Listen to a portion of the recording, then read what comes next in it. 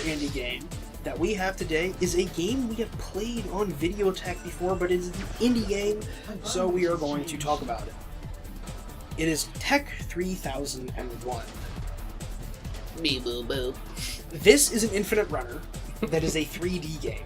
Yes. It's actually a level-based game, it's not an infinite runner, but it's the same kind of style of gameplay. Yeah, it's kind of a unique third-person infinite runner, Yes. if you want to go there. You are Iron Man. Yeah. There are lots of Tron-like levels that you must run through. Iron Man, Silver Surfer. Yeah. According to the art of this game, you're pretty much literally Iron Man. I think it's a recolored piece of Iron Man art. Oh, that's right, But yeah. That's beside the point. You're goo, man. Yeah. In each level, you have to collect a certain number of batteries and reach the exit. Right. And you have a host of abilities at your disposal. You can go fast. Yes. That's your main ability, and you can go faster if you run over speed panels in the environment. You can go slower if you run over slow panels in the environment. You can jump, you can do an air dash. There's a few kind of special context-sensitive abilities that you'll get, like the ability to just charge through stuff with a supercharge. Sliding, yeah. Etc. Stuff that is, if you've played things like Bit Trip Runner or whatever, Yeah. things that are familiar to you, but what's very unfamiliar is just, and I think this game is very unique, is the third person open. Yeah. You know, like, I can't say that I've seen many third-person Infinite Runner style games. no, I mean you can't even really compare it to Mirror's Edge. You know what I mean? No. It's like there's nothing really like this, and it's really No, because this definitely isn't parkour. Right? No, yeah, and it's cool, and like the speed, it hits the things that you need in games like this are like an intense feeling of speed, and it gets to that point in a big way that it feels like you're where you're like running through the air basically. And also I think the mechanic that is really cool that you mentioned is the slowdowns. Like I think that's something that I haven't really seen in these games too much. Yeah, like, where you want to slow down to yeah, get through a complicated area. totally, and it's like, and so you have to, you know, it's like and it really messes like and I think the developers were smart because they thought about how changing your inertia like that messes with you. It just felt like they designed it really smartly with that. No, this is a pretty long game too. There's quite a few levels to this.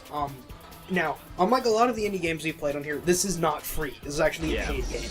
But it is very cheap, and while I cannot remember what I paid for it off the top of my head, because I bought this game like 2 or 3 years ago, it's very worth the price of what you pay for it. Because I think I bought this for like, $3 or something. Totally. Yeah, absolutely. This is maybe like a 5 to 10 hour game, somewhere in there, which for something like this is amazing. Yeah, no doubt. I mean, you're gonna definitely be replaying some of these levels and trying to master it, and it's fun though. It's really it has another good feature is that it lets you suicide. Yeah, basically, or whatever, restart the network or whatever you want to phrase it as, but you can phase to the beginning of the map, and like, so if you screwed up, you don't have to just like wait, exactly. And also in a game like this where failure is instantaneous, this game has a pretty forgiving checkpoint system. Yeah. You'll definitely get frustrated if you're in a situation where you're dying, 10, 20, 30 times. However, it's your fault when that happens. It doesn't usually feel cheap or anything like that. No. And then it's also, you start, 10 to 15 seconds behind where you were.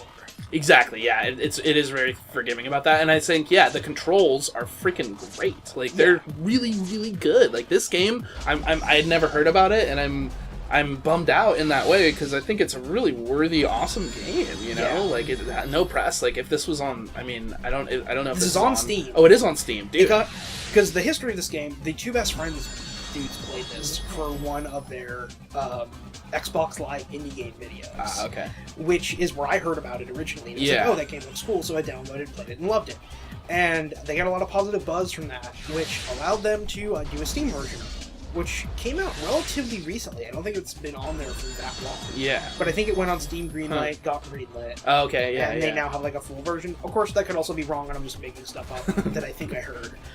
But we have a license to do that on this show. It's on Steam, and it's on Xbox Live Indie Games. Yeah, definitely. And so I'm going to say final thoughts. Loved it. Yeah, this is a super high recommendation. Yeah. This is, for however much this game costs, it's worth it. 100%. It's a very unique game. It's a very well thought out game. It's the kind of level design and game structure that you don't typically see done well necessarily. It's kind of the hard to do repetitive levels like this and make them interesting each time.